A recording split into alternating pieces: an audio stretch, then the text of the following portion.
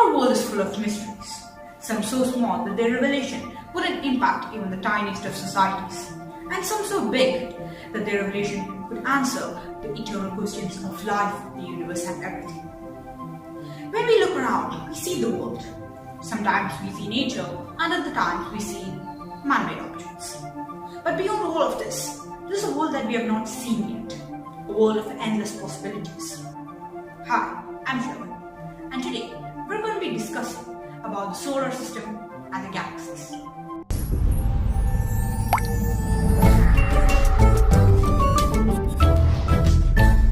To make you truly understand of how small we are, let's just say I live in a place called Malappuram in Kerala. Malappuram is one of the 14 districts in Kerala. Kerala is one of the 29 states in India, and India is one of the 48 countries in Asia. Asia is just one among the 7 continents in the entire world. Our world, the Earth, is just one among the 8 planets in the entire solar system.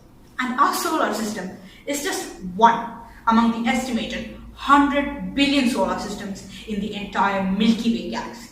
And our galaxy, the Milky Way galaxy, is just one among the estimated 200 billion galaxies in the entire universe. And who knows if there's a multiverse? So, in reality, we are just a speck of dust or a grain of sand against the universe. Space is a mystery that we have truly never explored. Whatever things lie beyond our surroundings are just based upon theories and some observations. But first, let's take a look at how the universe that we live in, a solar system, and the Earth were formed.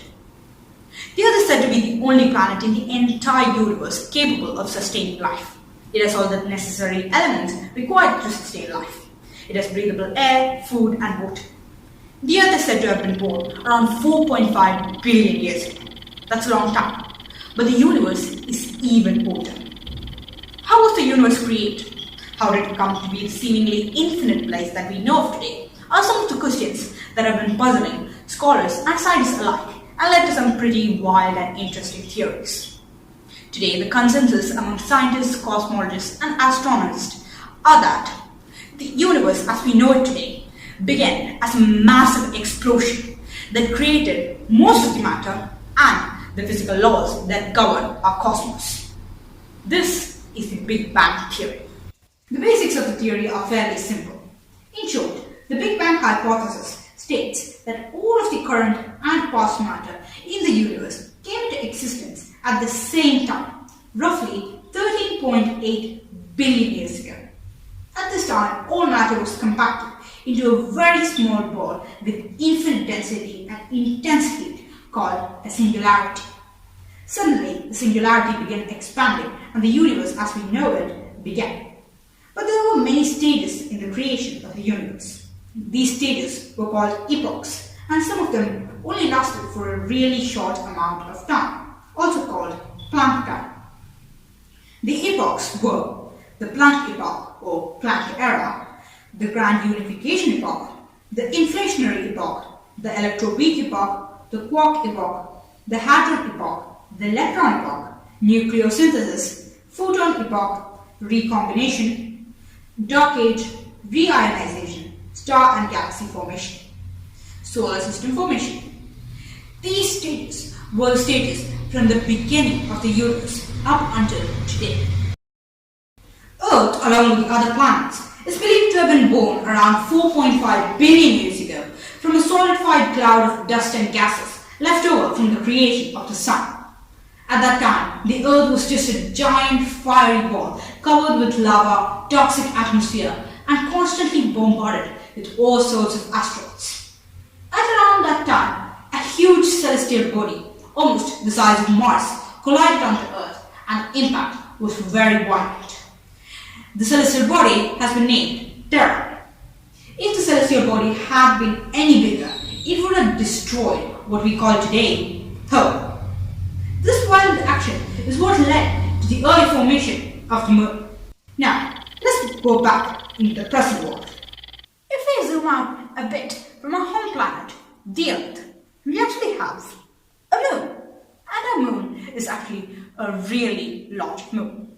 It's larger than the dwarf planet Pluto, and it has the largest planet to moon ratio in the entire solar system. But it's not to be confused with the largest moon. The largest moon is actually Ganymede, a moon of Jupiter. When we look at the night sky, the moon seems as a fairly small object, but the moon is actually almost 1/4 the size of the entire Earth. So, in order to look that small, how far must it actually be? The moon is actually over 380,000 kilometers away. That is really far. If we could travel at the speed of light, we would reach there in an instant. But traveling at the speed of light is easier said than done. With our current technology, it would take us 2 full days to reach the moon. But all of this happens in the solar system. So let's talk about the solar system. Our solar system consists of 8 planets. They are namely Mercury, Venus, Earth, Mars, Jupiter, Saturn, Uranus and Neptune. The Sun is in the middle of the solar system and the 8 planets orbit the Sun. Most of the planets also have a moon, or maybe more than one moon. Earth is the only planet in the entire solar system that's not named after a god. Our solar system is on the peaceful side of the galaxy, neither too far in nor too far out. It orbits the center of the galaxy once every 250 million years. The 8 planets are divided into 2 categories. Based on their composition, they are divided into the terrestrial planets and the Jovian planets. The terrestrial planets are the planets that have a solid ground, like this. They are primarily made up of rocky material, are relatively small, have no rings, very few to no moons at all, and are in the inner orbits. These include Mercury, Venus, Earth, and Mars.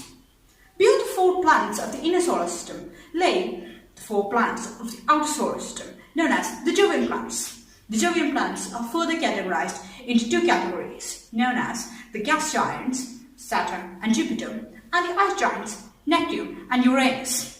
The gas giants are predominantly made up of helium and hydrogen. The ice giants contain rock, ice, and a mixture of water, methane, and ammonia. All of them have multiple moons, ring systems, no solid surface at all, and are immense in size. If we compare the sizes of the planets in the solar system, the differences become even clearer to us. For example, Mercury is the smallest planet in the entire solar system, and Jupiter is the largest planet. In fact, Jupiter is so massive that it accounts to over 70% the mass of all the planets in the entire solar system combined. But even Jupiter is nothing compared to our Sun. Our Sun accounts to over 99.86% the mass of all the planets in the entire solar system. With all of that off the list, let's now talk about our universe. Our universe, there are a lot of things in the universe that we don't understand or that we don't know of. There's a lot. But then there are some that we do know of. And of them, the ones that I'm going to be talking about today are partially theoretical and partially proven facts. They are black holes, wormholes, planets, planetary systems, etc., etc. So, let's start with black holes. Black holes are a region in space and time where the force of gravity is so strong that not even light, the fastest entity in the entire universe, can escape its pull. I mean, it makes sense it's called a black hole. Can you guess why? I'll give you a few seconds to guess why. If you want to, you can pause the video too. Yes, correct. A black hole is named as a black hole after the color black. You see, the color black absorbs all the colors and doesn't reflect any of them. And thus, in the same way, the black hole absorbs everything, doesn't escape. Nothing escapes its pull. Now, what makes a black hole so exceptionally dangerous? You see, black hole's border is called an event horizon. And beyond the event horizon, anything that goes beyond the event horizon is collapsed into the black hole's singularity. The singularity is said to be a place, a point, something that is infinitely small and infinitely dense, where space, time, and the laws of physics are non-existent. Some even theorize that in the singularity, time stops or it goes backwards, so you can just travel back in time. What a great idea to just change your past, to change your future, only if you survive being shred to pieces. You see, what makes a black hole so exceptionally dangerous from just a big body of mass containing an extreme gravitational pull? You see, the black hole is really dense. Let's just take an example. As Earth. Say, Earth is a planet. This is the grid of space and time. When the Earth is placed in the grid actually bends downwards due to its gravitational force. So something that has mass, has gravity, and it constantly pulls everything towards it. Even an ant placed in space would have a gravitational pull, but just not enough to attract anything. Now, in the Earth, let's talk about the Earth. If we reach right here, we could probably orbit the Earth. If we go a bit closer, we would start experiencing the gravitational pull of the Earth. When we are on the Earth exerts the same amount of gravitational pull on our body. For example, my head experiences the same amount of gravitational pull that my leg experiences. It's just my legs are the ones that balance my body. Now, in the same way, when we are in space, the Earth pulls the entire body, our entire body, onto itself. But black holes are so dense, just a black hole in space and time is so dense that it just starts curving at this point, like really close to it. And this creates something that's called an ergosphere. And in the ergosphere, let's just say you're right here, and there's a lot of gravitational pull.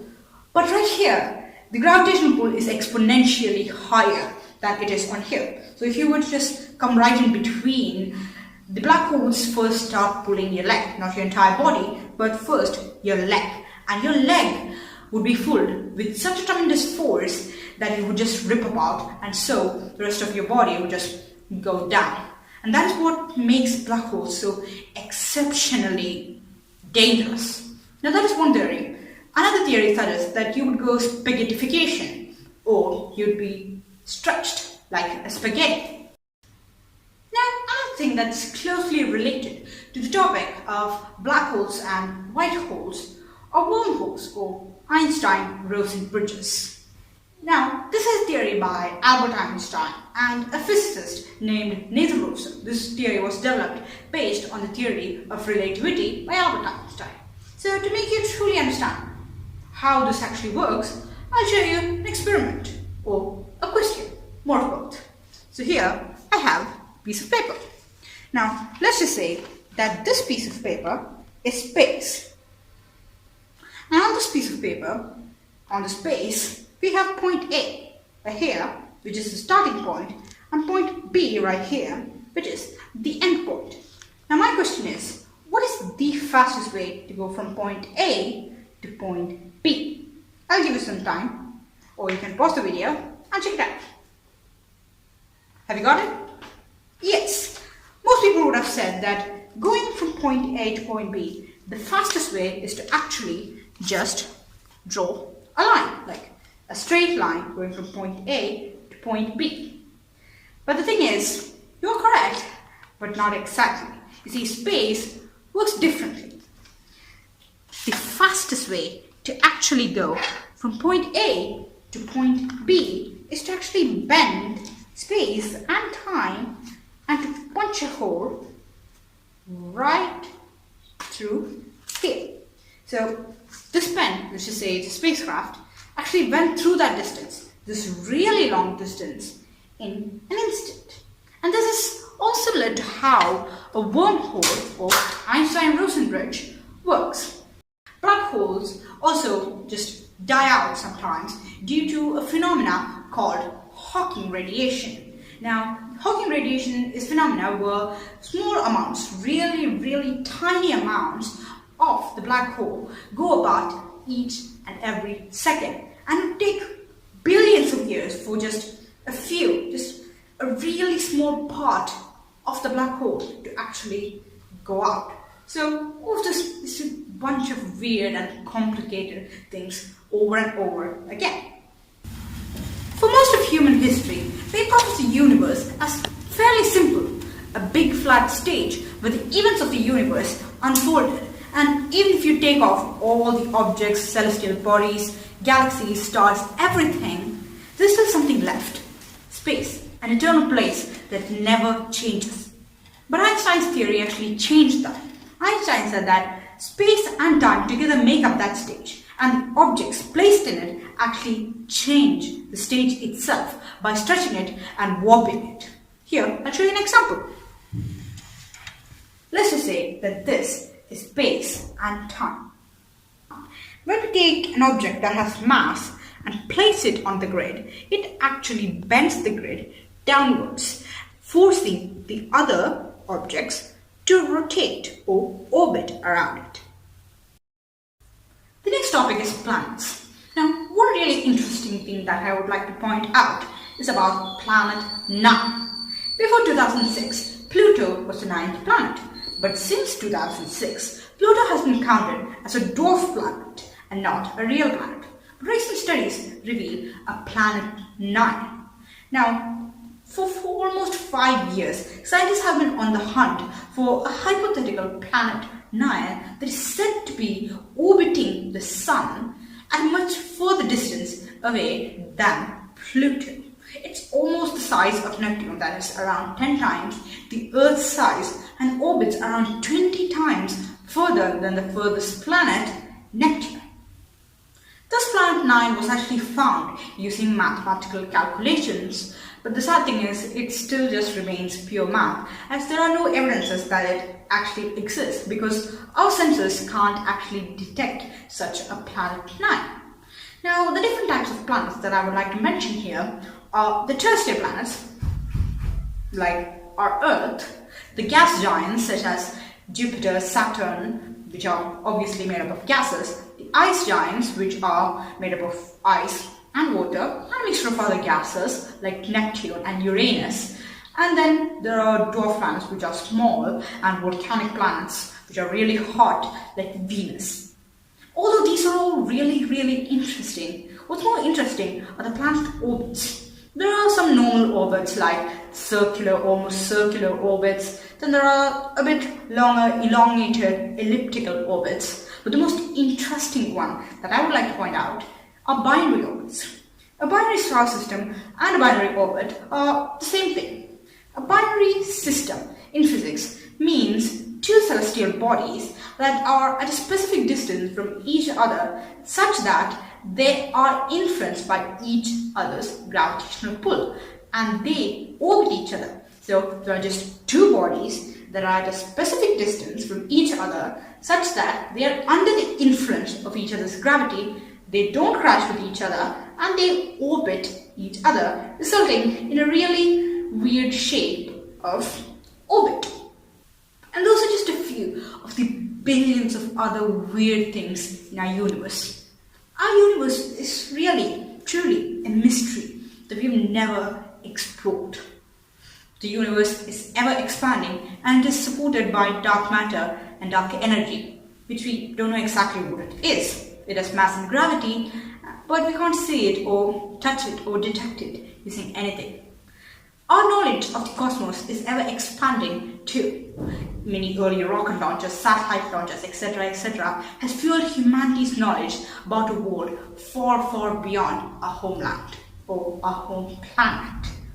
Contrary to really olden beliefs such as the Earth was in the middle of the universe and the entire universe orbited the Earth, and many other weird things, there were newer theories such that the Earth was not in the middle of the universe and that space was static and unchangeable and everything else. And contrary to those, there are current evidences, current theories, current truths that we know of. And contrary to these, there'll probably be more evidences, more theories, more truths in the future.